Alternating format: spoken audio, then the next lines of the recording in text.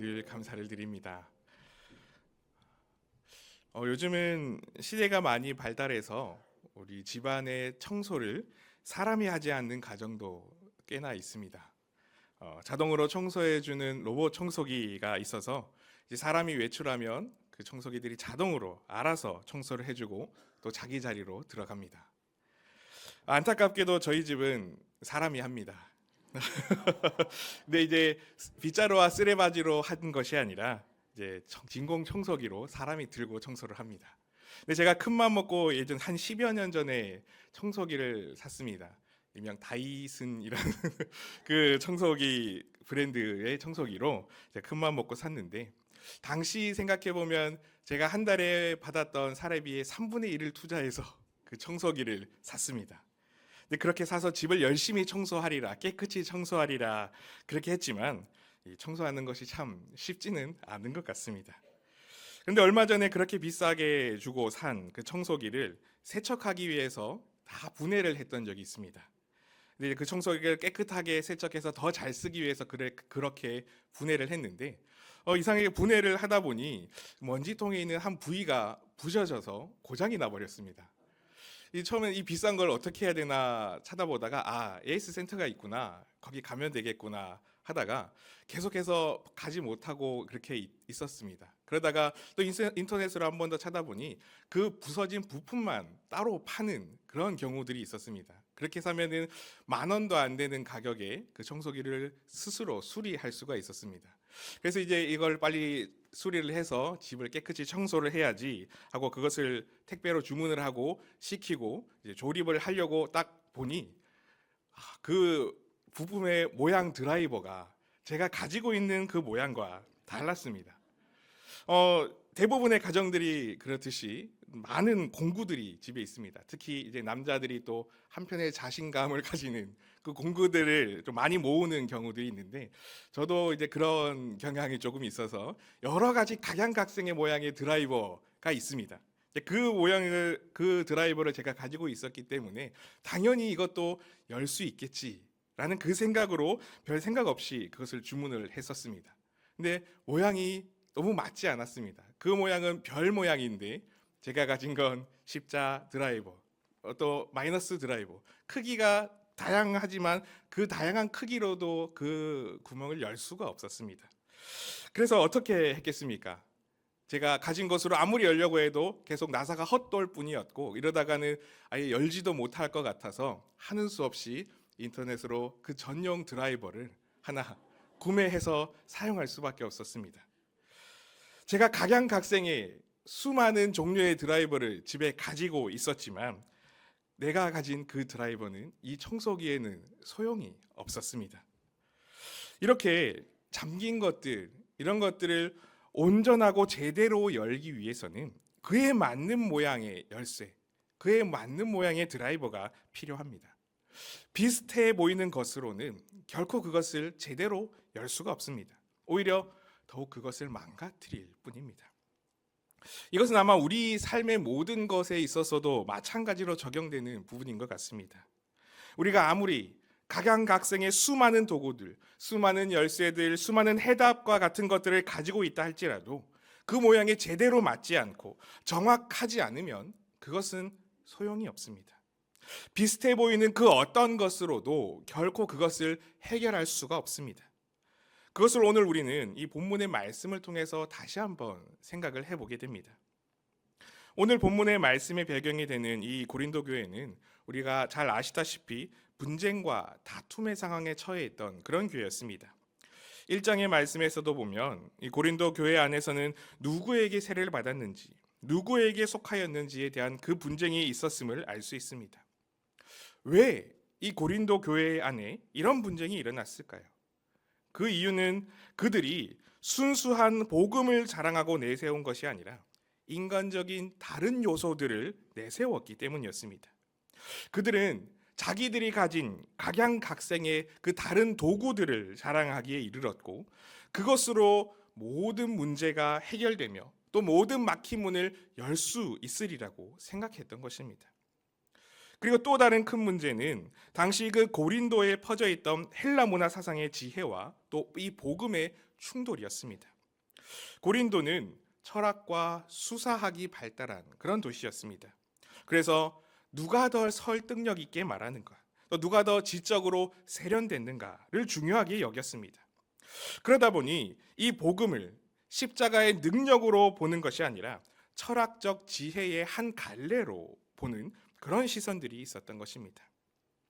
그래서 구원에 이르는 유일한 은혜인 이 십자가를 하나님의 능력으로 보는 것이 아니라 여러 모양의 도구들 중에 한 가지로 그렇게 비교하며 보았던 것입니다. 이렇게 그 당시는 복음조차도 다른 것들과 비교할 수 있는 그 비교의 대상으로 여겼던 그런 시선이 가득한 세상이었습니다. 그런데 잘 생각해 보면 이 고린도 당시의 모습이 지금 시대, 우리가 살아가는 이 시대의 모습과 너무나 닮아 있습니다. 지금 시대에도 과학이 발달하고 더 이성적이게 되면 될수록 복음은 뒤처진 것, 구닥다리인 것, 이해할 수 없는 것으로 치부하는 그런 경향이 점점 강해지고 있습니다. 계속해서 AI가 발달하고 있는 이 시대에 심지어는 이제는 이런 AI가 사람을 위로해주는 그런 말까지 하고 있는 이 시대를 살아가는 이 세상에는 복음이 주는 위로, 복음이 주는 평안, 이 복음이 주는 기쁨을 하찮은 것으로, 터무니없는 것으로 여기는 그런 시선이 늘어나고 있는 것입니다. 그러면서 점점 사람들은 이제는 이성으로 이 복음을 검증하려고 합니다. 이것이 논리적으로 말이 되는지, 보편적으로 설명이 가능한 것인지에 대해서 밝혀야 한다라고 생각을 합니다. 계속해서 복음을 그 세상의 기준과 세상의 잣대로 평가하려고 하는 것입니다. 아마 그렇게 하는 그 이면에는 복음보다 이 세상에 있는 이성이나 세상의 지혜가 더 뛰어난 것이기 때문에 당연히 이것으로도, 당연히 세상의 것으로도 복음을 평가할 수 있다고 여기는 그 마음이 은연중에 깔려 있기 때문일 것입니다. 그런데 그런 생각을 가지고 살아가는 이들에게 오늘 바울은 이 복음이 하나님께서 구원하시는 은혜의 지혜가 무엇이고 어떤 것이라고 말해주고 있습니까? 세상에 없어질 것과는 전혀 다른 것임을 선포합니다. 6절에서 7절 말씀에 보면 이렇게 말씀합니다. 그러나 우리가 온전한 자들 중에서는 지혜를 말하노니 이는 이 세상의 지혜가 아니요 또 이 세상에서 없어질 통치자들의 지혜도 아니요 오직 은밀한 가운데 있는 하나님의 지혜를 말하는 것으로서 곧 감추어졌던 것인데 하나님이 우리의 영광을 위하여 만세 전에 미리 정하신 것이라. 이 세상에 있는 지혜들, 이것들은 없어지는 것들입니다. 쉬 사라질 수밖에 없는 것들입니다. 결코 영원하지 않고 완전하지 않은 것들입니다. 그런 것들과는 전혀 다르게 하나님께서 주신 이 지혜는 이미 만세 전에 미리 정하신 것이라고 바울은 선포합니다. 아주 오래전부터, 온 세상의 시간이 시작되기 이전부터 이미 정하신 것이고 그것이 변함없이 지금까지 이어져 오는 하나님의 지혜다라고 그렇게 선포하고 있습니다. 이렇게 하나님의 지혜는, 또 구원의 지혜는, 구원의 은혜는 세상의 그 어떤 지혜와도 전혀 다르다고 말해주고 있는 것입니다. 특히 바울은 이렇게 대조하는 통치자들의 지혜를 어떻게 표현하고 언급합니까? 여기에서 말하고 있는 통치자들이 무엇일까요? 이것은 단순히 정치적인 지도자들만을 말하는 것이 아닙니다. 정치적 권력자, 종교적 권위자, 심지어 지적이고 문화적인 엘리트들까지 포함하는 사람들을 표현합니다. 즉 스스로가 세상을 움직일 수 있다고 믿는 그런 영향력의 중심에 있는 이들이 바로 여기에서 말하는 통치자들입니다. 즉 세상에서 가장 앞선 자들이라고 여기는 이들이 이 통치자로 대변될 수 있는 사람들인 것입니다. 그런데 바울은 그런 이들의 지혜도 없어질 것이다 라고 말합니다. 세상에서 가장 뛰어나며 가장 앞선 것이어서 그것으로 모든 것을 분별하고 판단하고 검증할 수 있다고 여기는 그런 지혜들이 오히려는 세상에서 없어질 지혜들이라고 말하는 것입니다. 왜 그렇습니까? 이런 세상의 지혜들로는 만세 전부터 하나님께서 허락하신 이 복음의 본질을 전혀 깨닫지 못하기 때문입니다. 그렇게 뛰어나다는 세상의 지혜를 가진 이들이 한 행동이 무엇이었습니까? 바로 하나님께서 유일한 구원의 길로 이 땅에 보내신 예수님을 십자가에 못 박는 어리석는 일이었습니다. 8절 말씀에 이렇게 말씀합니다. 이 지혜는 이 세대의 통치자들이 한 사람도 알지 못하였나니 만일 알았더라면 영광의 주를 십자가에 못 박지 아니하였으리라. 세상이 가진 지혜로는, 그들이 가진 지혜로는 하나님의 높으신 은혜를 깨닫지 못하였고 그 복음의 본질이 무엇인지 제대로 알지 못합니다. 그래서 오히려 그 세상의 지혜로 참 생명으로 오신 영광의 주님을 십자가에 못 박았던 것입니다. 이렇게 세상의 수많은 지혜로는 이 복음의 은혜를 분별할 수 없고 복음의 놀라운 역사를 깨달을 수가 없습니다. 오직 무엇으로 알 수 있습니까? 오직 하나님께서 우리에게 보내신 성령의 은혜로만 우리는 이것을 알 수 있습니다. 10절에서 11절 말씀에 이렇게 바울이 이야기합니다. 오직 하나님이 성령으로 이것을 우리에게 보이셨으니 성령은 모든 것, 곧 하나님의 깊은 것까지도 통달하시느니라. 사람의 일을 사람의 속에 있는 영외에 누가 알리요? 이와 같이 하나님의 일도 하나님의 영 외에는 아무도 알지 못하느니라. 세상의 수많은 지혜로도 결코 깨닫지 못하고 결코 분별할 수 없는 것이 바로 이 하나님의 일입니다. 세상에서 유용하고 가장 앞선 것이라고 하는 그 어떤 만능의 도구들을 가지고 있다 하더라도 하나님의 은혜의 문을 여는 열쇠는 오직 하나, 성령을 통해 깨닫는 예수 그리스도의 십자가 그 능력밖에 없습니다.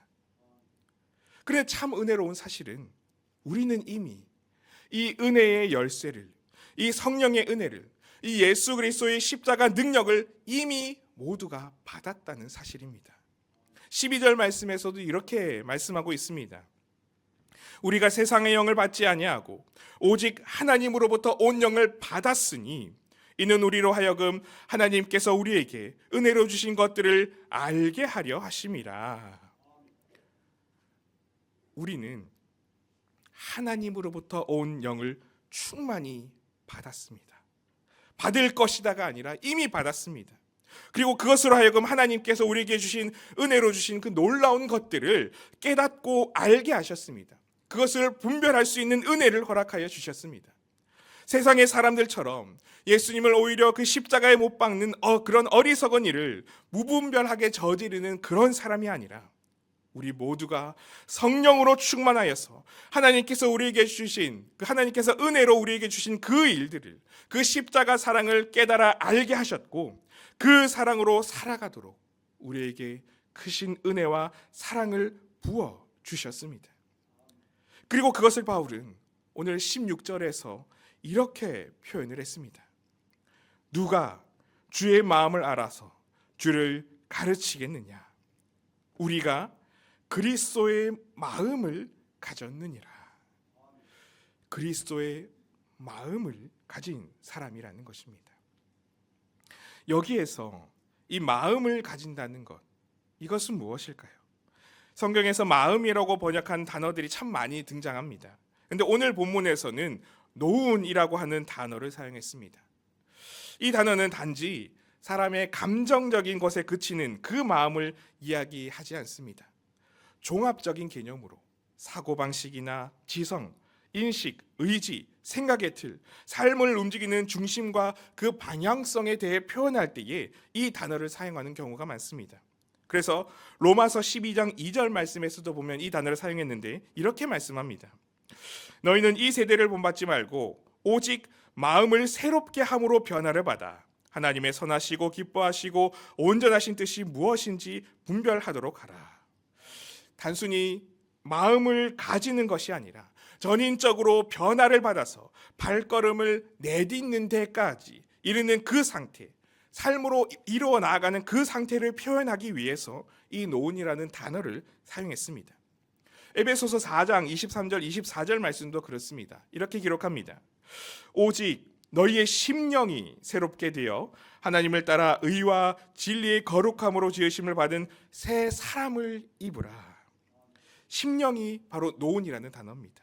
심령이 새롭게 되는데 새로움으로 한 단계 나아가는 것으로 새 사람으로 입고 지음받은 그 단어로 이 노은이라는 단어를 그 의미로 사용했습니다. 이렇게 그리스도의 그 마음을 가진다는 것은 감정과 감상, 기분에 그치는 것이 아니라 삶으로 나아가 변화가 일어나는 그것까지가 바로 그리스도의 마음을 가지는 것을 말합니다. 십자가 은혜를 품고 그 하나님의 지혜를 가지고 살아가는 믿음의 사랑은 감상에 빠지는 사람이 아니라 갱신되고 변화되어 판단의 기준이 바뀌고 삶의 방향이 바뀐 그대로 살아가는 그것을 말하는 것입니다. 그렇기 때문에 우리는 이 그리스도의 마음을 가지고만 품고만 있으면 안 됩니다. 그 은혜가 삶의 영역에서 드러나야 합니다. 줄탁동시라고 하는 말이 있습니다. 이 말은 불교에서 유리 쓰는 단어라고는 하는데 이 말은 한자 그대로 풀이하면 동시에 울고 쪼다라는 뜻입니다. 병아리가 알에서 나오기 위해서 깨어날 때 새끼가 안에서 울고 또 어미닭은 이에 호응해서 밖에서 그 알을 깨워주는 것, 쪼아주는 것, 그 모습을 의미하는 게 줄탁동시라는 말입니다. 즉 혼자서 노력하는 것이 아니라 안팎으로 함께 노력해야 이를 이룰 수 있다는 것입니다. 하나님께서는 우리에게 하나님의 영을 부어주시고 하나님의 지혜를 품고 그리스도의 마음을 가질 수 있도록 은혜를 끊임없이 부어주셨습니다. 하나님의 지혜를 품고 하나님의 마음을 가지게 하셨습니다. 이것이 그저 우리가 품고 가짐에서 그친다면 우리는 처음에 말씀드린 것처럼 마치 통치자들처럼 세상에서의 그 지혜를 의지하는 것과 다를 바 없는 그런 삶이 되어버리고 맙니다. 세상의 수많은 유용한 도구들의 눈과 마음이 현혹되어 하나님의 지혜가 아닌 세상의 다른 지혜를, 하나님의 방법이 아닌 세상의 다른 해결 방법을 찾고자 등을 돌리고 말 것입니다. 그렇게 되지 않기 위해서 우리가 어떻게 해야 됩니까? 그 알 안에서 울부짖어야 합니다. 그 알을 깨기 위해서 끊임없이 우리도 쪼으며 믿음의 두드림과 믿음의 발걸음을 품고 나아가야 합니다. 그렇게 할 때에 그 알이 깨어져서 우리가 온전히 건강히 부화되는 은혜가 있게 되는 것입니다. 한 주를 살아가는 우리의 삶에 이제 또 많은 도전들 앞에 서게 될 것입니다.